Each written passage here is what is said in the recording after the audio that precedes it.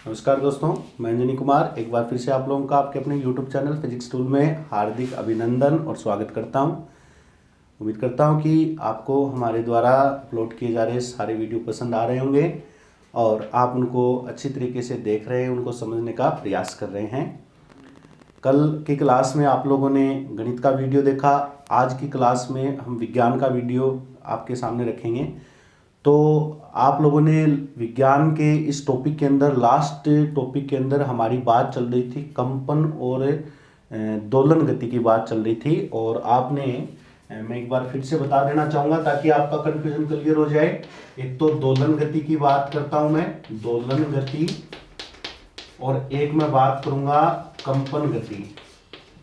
ठीक है, और इसमें आपने ये बताया था इन दोनों गतियों में कि ये दोनों गतियां आवर्त गति का ही एक रूप है। आवर्त गति करता हुआ कोई पिंड आपको लेना है। जैसे आपने यहाँ पर एक पिंड की बात की थी, आपने एक डोरी से एक वस्तु को लटका दिया था। ठीक है, और ये जो बिंदु था इसको आपने निलंबन बिंदु नाम दिया।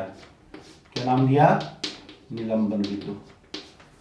आगे बात समझ में। और यहाँ पर बिल्कुल जब किसी प्रकार का इस पे कोई फोर्स नहीं लगाया जाता, यहाँ पर बिल्कुल स्थिर अवस्था है, तो यहाँ पर वस्तु का विस्थापन भी जीरो है और विस्थापन जीरो है। इसको आपने संतुलन बिंदु नाम दिया था, या संतुलित अवस्था भी कह सकते हो।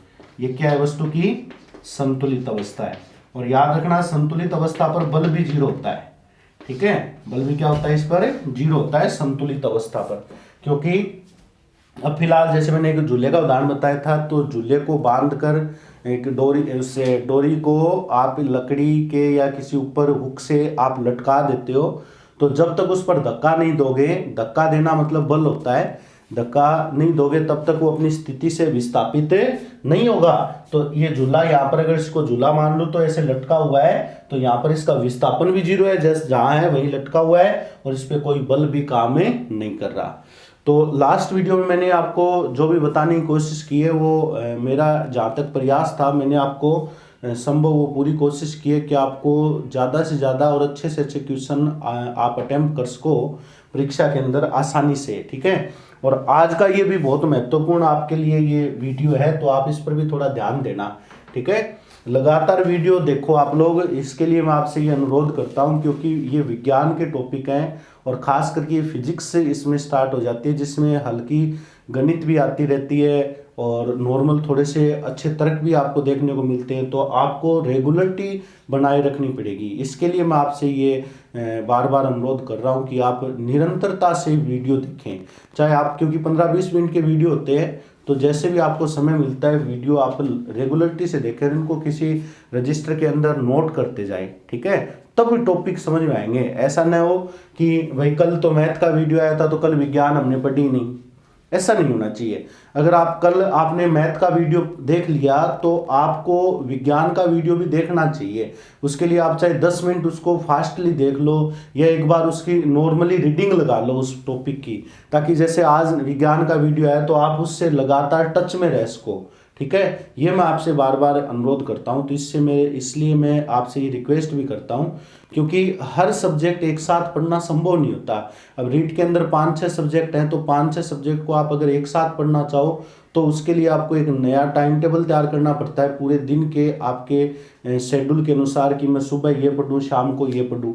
तो उसके लिए आपको एक शेड्यूल बनाना पड़ेगा और उस शेड्यूल के अनुसार आप पढ़ें। ठीक है, तो आपको बहुत आसानी हो जाएगी तैयारी करने में।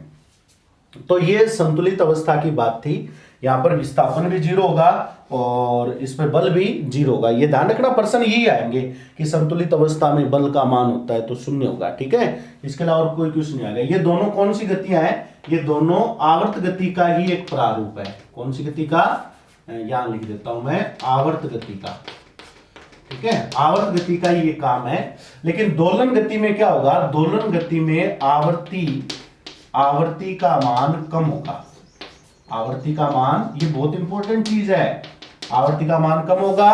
और कंपन गति में आवर्ती का मान, जो फ्रीक्वेंसी होती है ना, आवर्ती का मान ज्यादा होगा। याद आ रहा है क्या आपको?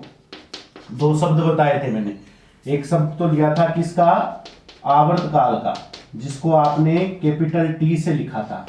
और एक शब्द मैंने आपको लास्ट से लास्ट वीडियो में बताया था आवर्ती का, जिसे न्यू एन, मैंने एन से भी बताया था, एन लिख देता हूं क्योंकि मैंने एन ही लिखाया था, जो कि मैंने सिंबल बताए थे एन स्मॉल एफ न्यू, याद आ रहा है क्या? और इनमें संबंध होता है एन बराबर 1/t, आवर्ती आवर्त काल के व्युत्क्रम के बराबर होती है। ठीक है, ये हम पढ़ चुके हैं, तो मेरी कोशिश है बार बार आपको रिपीट कराता रहूं जैसे जैसे हमें जरूरत पड़ेगी इन टॉपिक की।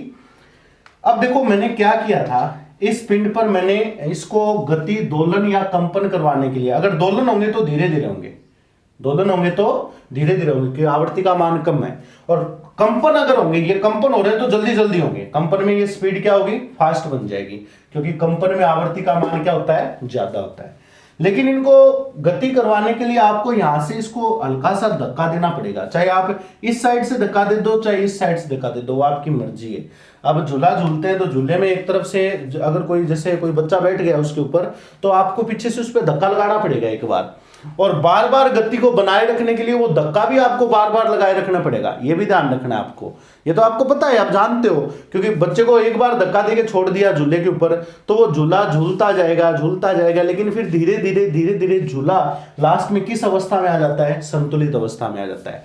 लेकिन उसकी गति को बार बार उसको झुलाना है, तो झुलाने के लिए आपको बार बार अपने हाथों से उसको क्या देना पड़ेगा, धक्का देना पड़ेगा। ठीक है, जैसे ही मैं इसको धक्का दूंगा तो ये जो झूला है ना, ये झूला या ये वस्तु है वो एक बार इस साइड में आएगी, इस साइड में विस्थापित होगी। जैसे मैं यहां खड़ा हूं, मेरे को पीछे से किसी ने धक्का दे दिया तो मैं एक बार इस साइड में विस्थापित हो गया। ठीक है, अब झूले में क्या होता है, ये इधर गया फिर यहां पर आगे रुकता है, मैंने बताया था ना लास्ट वीडियो के अंदर, यहां पर आगे रुकेगा, यहां पर आगे रुकता है, एक बार रुकता है तो इसका मतलब इसकी स्पीड 0 हो गई। ध्यान देना थोड़ा सा आप लोग, इसकी स्पीड क्या हो गई, 0 हो गई, इसका वेग 0 हो गया। ठीक है, वेग वेलोसिटी होता है इसलिए v से लिखते हैं, वेग 0 हो जाता है, यानी ये पिंड यहां पर आ गया। एक बार यहां मैं ये पिंड बना देता हूं, चलो ठीक है, यहां आ गया, और यहां इसका वेग v बराबर क्या हो गया, 0 हो गया, ये यहां लिख देता हूं।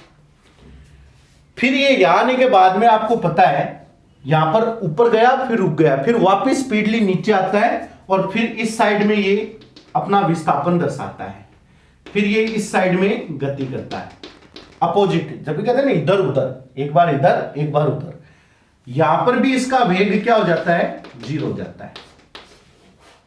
ठीक है, यहां पर भी वेग क्या होगा, इसका 0 हो गया। ठीक है, जहां वेग 0 होता है ना उसे चरम स्थिति कहते हैं, ये याद रखना आप लोग, ये चरम स्थिति है, और ये भी क्या है, चरम स्थिति है। ठीक है, चरम स्थिति में वेग 0 है, और ये जो संतुलित अवस्था है ना, इसका एक नाम और भी होता है, इसे माध्य स्थिति भी कहते हैं।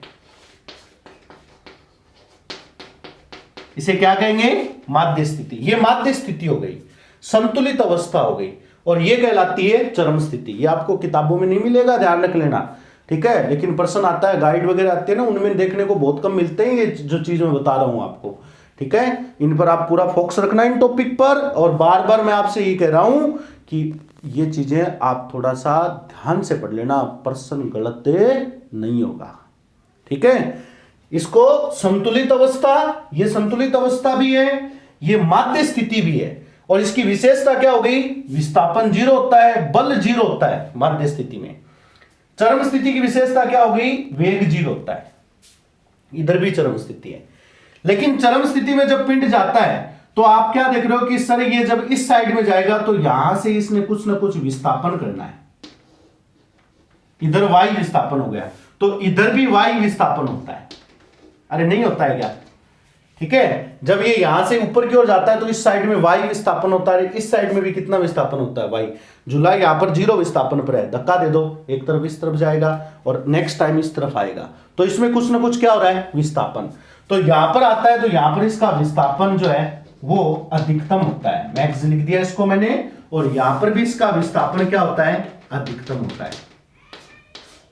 समझ में आ रही बात मेरी, एक तरफ जितना विस्थापन एक तरफ होता है उतना ही एक साइड में होता है। बस ध्यान ही रखना है कि एक साइड के विस्थापन को प्लस से लिखते हैं, एक साइड के विस्थापन को माइनस से लिखते हैं। ठीक है, क्योंकि एक दिशा को अगर पॉजिटिव मान लिया, जैसे हमने लिखा था ना कि इस तरफ पॉजिटिव होता है तो इस तरफ क्या है, नेगेटिव है। मैथ में भी तो पढ़ते हैं हम, बीच में जीरो होता है तो इस तरफ पॉजिटिव और इस तरफ है नेगेटिव। तो एक तरफ की दिशा धनात्मक होगी, दूसरी तरफ की दिशा ऋणात्मक होगी। अगर आप इस साइड वाला पॉजिटिव मानते हो, ये भी कोई जरूरी नहीं है, देख लेना आप लोग हैं कि सर इस साइड वाला पॉजिटिव ले ले, इस साइड वाला नेगेटिव। अगर आप इस साइड वाला पॉजिटिव मान रहे हो तो इस साइड वाला क्या लेना पड़ेगा, आपको नेगेटिव लेना पड़ेगा। ठीक है, डायरेक्शन अपोजिट हो जाती है तो प्लस माइनस में हो जाएगा। तो इस साइड वाला मैं पॉजिटिव मान लूं विस्थापन और इस साइड वाला विस्थापन नेगेटिव, ऐसे। ठीक है, अब देखो झूले की गति कैसी होगी, माध्य स्थिति माध्य स्थिति संतुलित अवस्था, विस्थापन 0, धक्का दिया मैंने, धक्का देते ही,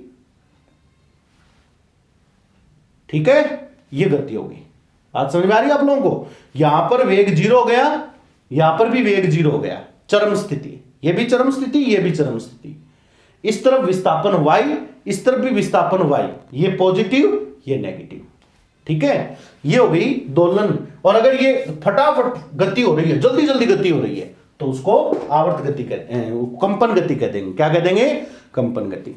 ठीक है, ये विशेषता है, ध्यान रखना। अब आप कह रहे हो सर यहां वेग 0 है, यहां वेग 0 है, तो वेग का यहां मान अधिकतम होगा, माध्य स्थिति में वेग अधिकतम होगा।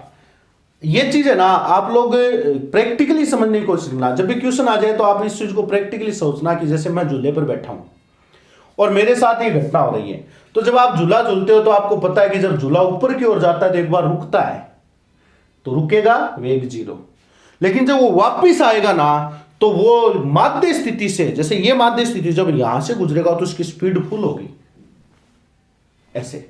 ठीक है, तो यहां इसका वेग क्या है, मैक्सिमम है। तो आपसे अगर कोई पूछे कि चरम स्थिति की बात करो तो ये विशेषता होगी, इधर भी ये विशेषता है, और माध्य स्थिति की बात करो तो इस प्रकार की कुछ विशेषताएं आपको देखने को मिलेगी। विस्थापन 0 है, बल 0 है और वेग अधिकतम है। वेग क्या इसका, अधिकतम है। अब देखो मैं कुछ 1-2 पॉइंट आप लोगों को और क्लियर कर देना चाहूंगा इस टॉपिक के माध्यम से, कि एक बल और लगता है। वो बल कौन सा, एक तो बल आपने वो बल लगाया है जिससे ये वस्तु दोलन करना शुरू कर देती है।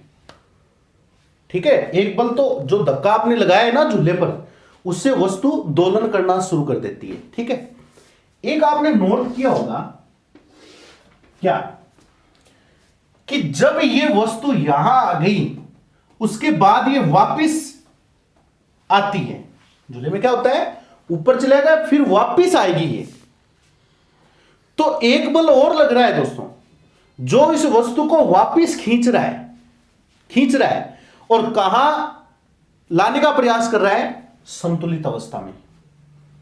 आप बल लगाना बंद कर दो, बल लगाना बंद कर दो, झूले को एक बार धक्का देके छोड़ दो। झूले का क्या प्रोसेस होगा, धक्का देके छोड़ दिया, धीरे धीरे धीरे धीरे धीरे धीरे लास्ट में झूला स्थिर अवस्था में आ जाता है। लास्ट में झूला कहां जाएगा, स्थिर अवस्था में।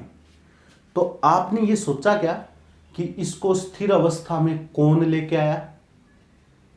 झूला तो इधर गया था, एक बार इधर गया था, तो इसको स्थिर अवस्था में लेकर कौन आया? तो एक बल और लगता है, वो बल इसके विस्थापन का विरोध करता है। विस्थापन का क्या करता है, विरोध करता है, चाहे वो किसी साइड में हो, और वो वस्तु को वापस खींचकर उसकी माध्य स्थिति में या संतुलित अवस्था में लाने का प्रयास करता है। जैसे रबड़ होता है ना, रबड़ को जब हम खींचते हैं तो जब तक खींचते हैं तब तक तो वो खींचा हुआ रहता है, लेकिन हमें एक चीज का एहसास भी हो रहा है साथ साथ, क्या कि यार मेरे को ज्यादा समय तक खींच नहीं पाऊंगा। क्यों? क्योंकि मुझे नहीं पता। क्यों? क्योंकि भैया हम कहते हैं ना कि यार मेरे को थोड़ी मुश्किल हो रही है, मैं ज्यादा समय तक, कोई स्प्रिंग होती है, नहीं खींच पाऊंगा। क्यों नहीं खींच पाएगा? क्योंकि आपको पता है कि उसके अंदर से एक बल और लग रहा है, उसके अंदर ही एक बल और लग रहा है। जैसे ही आप रबड़ को छोड़ोगे, वो अंदर वाला बल उस रबड़ को वापिस उसको संपीड़ित कर देगा, और जैसा रबड़ जैसे छोटा था उस रबड़ को वापिस अपनी मूल अवस्था में लाने का प्रयास करता है। ऐसा स्प्रिंग में होता है। ऐसा ही कहाँ होता है? स्प्रिंग में। स्प्रिंग को दबा दो, जब स्प्रिंग को दबाते हैं तो दबा दिया, फिर अपने को मुश्किल हो रही है, ठीक है, अपने को काम करना पड़ रहा है, यार जल्दी करो, क्यों, क्या हुआ पता नहीं मुझे। जैसे ही आप स्प्रिंग को छोड़ते हो, स्प्रिंग वापस अपनी मूल अवस्था में आ जाती है। तो एक ऐसा बल लगता है, ध्यान देना, वह बल जो वस्तु को या पिंड को माध्य स्थिति में लाने का प्रयास करता है। वह बल जो वस्तु को माध्य स्थिति में लाने का प्रयास करता है। ऐसा इस पिंड में भी तो हो रहा है, ऊपर गया, रुक गया, लेकिन वापिस आ रहा है। देखो वापिस आ रहा है, ये वापिस ही तो आया, किसकी वजह से? इस बल की वजह से आया, और ये वापिस आ रहा है। यहां से जब वापिस आएगा तो किस तरफ आ रहा है? ये माध्य स्थिति की ओर आ रहा है, संतुलित अवस्था की ओर आ रहा है, ठीक है। फिर जब इसको हमने शुरुआत में धक्का दे दिया तो उस धक्के की वजह से ये इस तरफ भी जाता है, लेकिन इस तरफ जाने के बाद में फिर ये कहाँ है? माध्य स्थिति की ओर। लेकिन आपको पता है कब तक ऐसा होगा? लास्ट में ये बल अपना काम कर देगा, धीरे धीरे ये अपना असर दिखाएगा ये बल, और धीरे धीरे वस्तु को धीरे धीरे उसके कंपन का विरोध करेगा, दोलन का विरोध करेगा, और लास्ट में वस्तु को कहां ले आएगा? वो माध्य स्थिति में ले आएगा, ठीक है।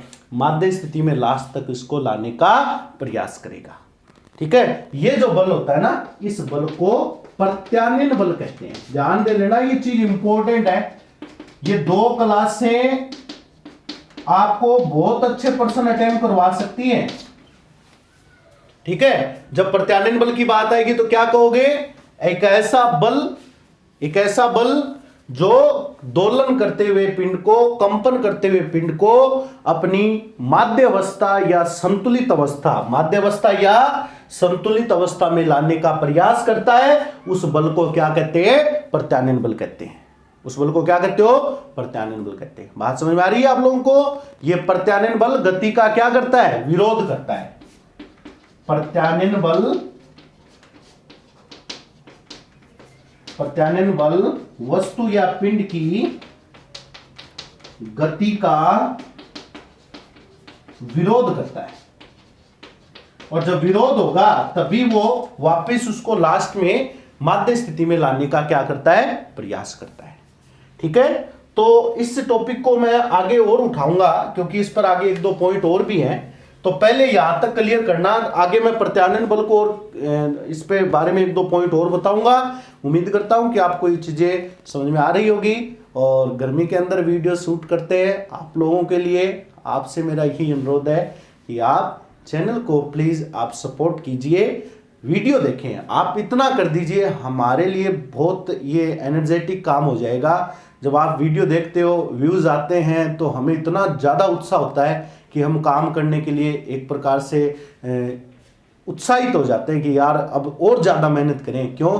क्योंकि हमसे कुछ लोग उम्मीद लगा कर बैठे हैं, ठीक है। और ये आपका ये जो श्रेय जो जाता है वो आपको ही जाता है, क्योंकि काम करवाने का जो हमें उत्साह जो बढ़ता है वो आपकी जो व्यूज़ की वजह से, आप जो वीडियो देखते हो, आपके सपोर्ट की वजह से ही हम उत्साहित होते हैं काम करने के लिए। और अगर आप इतना काम और कर दें कि चैनल को शेयर भी कर दीजिए, कुछ नहीं लगता आपका, शेयर करना होता है और चैनल को सब्सक्राइब करवाना होता है। दोस्तों से, मित्रों से बातें होती रहती है फ़ोन पर, व्हाट्सएप पर, फेसबुक पर, इंस्टाग्राम पर। तो अगर आपको ये वीडियो अच्छे लगते हैं तो आप इन पे शेयर कर दीजिए, वहाँ पोस्ट डाल दीजिए, ठीक है। अपने दोस्तों को और चैनल को सब्सक्राइब करने के लिए बोलिए।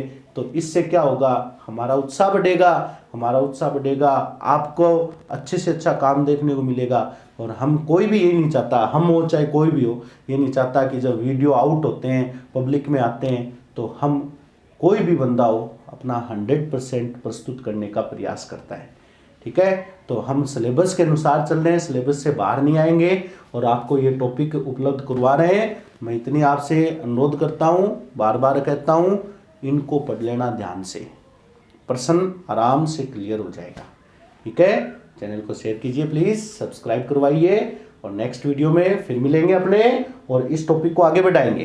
ठीक है, इस टॉपिक को आगे बढ़ाएंगे। तब तक के लिए धन्यवाद। जय हिंद, जय भारत।